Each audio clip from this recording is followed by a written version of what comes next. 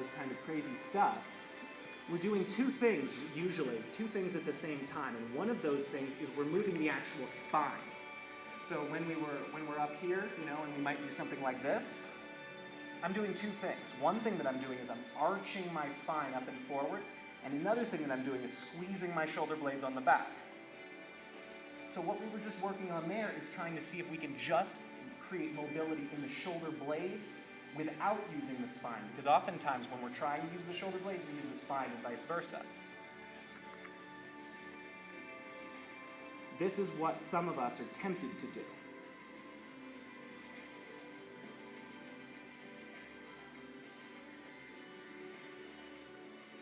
We're tempted to do that. You see how I'm moving both my spine and my shoulder blades? Here's what we can start to aim for to create true mobility.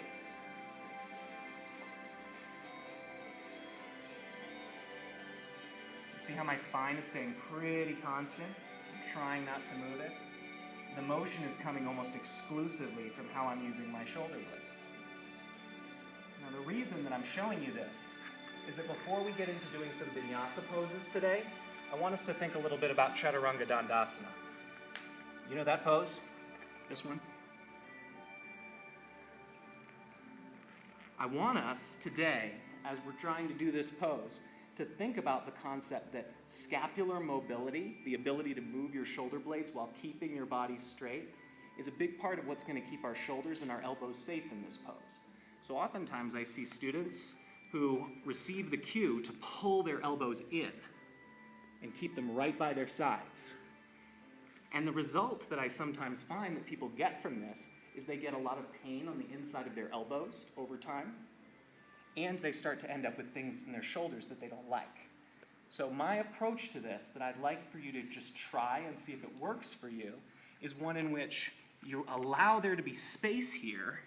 The elbows are not quite in by the sides, and you're trying to find a space where it feels like you get a natural, even bend at the elbows in whatever angle feels right to you.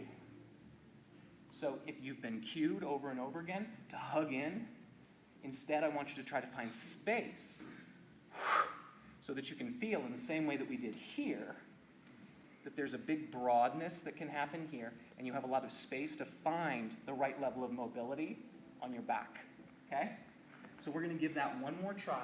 I'm going to have you do a